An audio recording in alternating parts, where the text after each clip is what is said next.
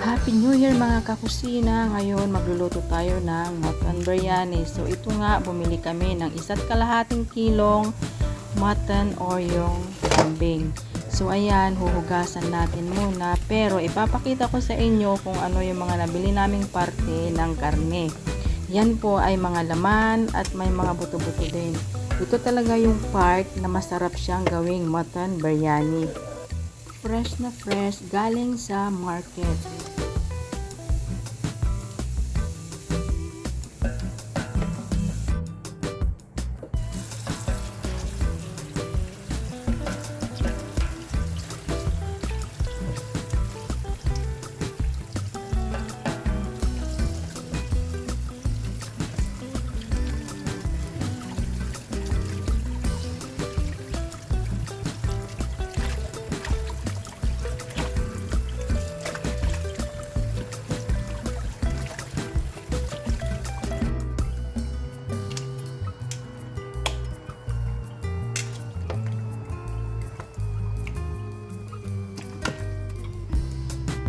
Dito mga kusina, mag-prepare na tayo na pagpapakuluan natin ang ating mutton. So dyan, makikita ninyo, naglagay ako ng 2 sibuyas, 6 na cloves ng bawang, luya, at yan po ilalagay natin dyan at saka natin ilagay yung karne.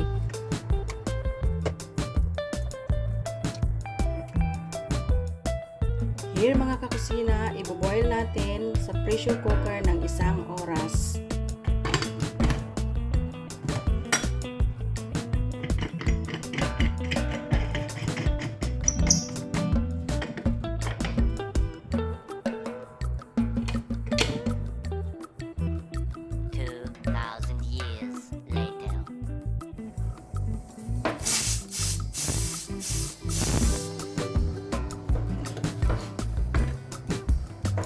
At ito na ang resulta pagkatapos ng 1 oras. Napakalambot po yung karne at nahihiwalay na siya sa kanyang buto.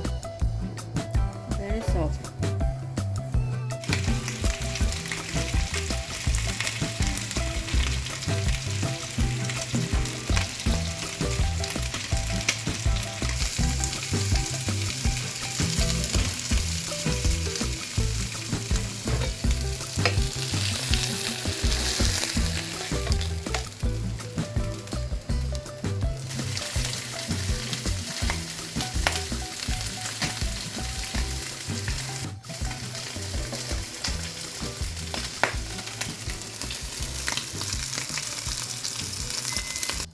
Dito, mag-prepare na tayo ng kawali, lagyan ng olive oil, saka ginger and garlic paste. So yan, igisa lang natin siya.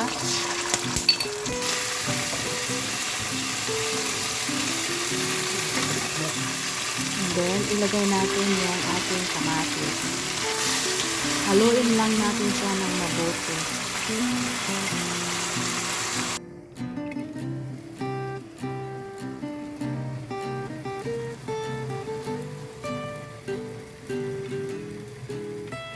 Maglagay tayo ng pink salt and then yung ating ready mix na pang biryani.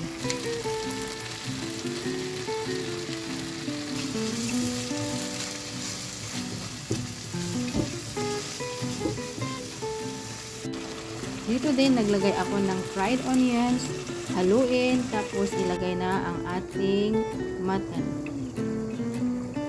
At dito, pagkatapos natin ilagay, haluin natin ng mabuti para mag-mix yung ating spice sa karne. At pagkatapos, lagyan na natin siya ng fresh coriander leaves. Then, isit aside na natin.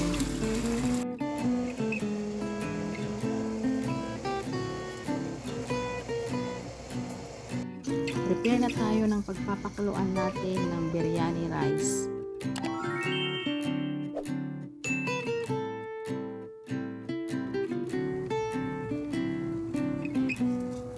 Pag kumulo na, ilagay na natin yung ating biryani rice at saka haluin natin siya ng very light para hindi siya maduro.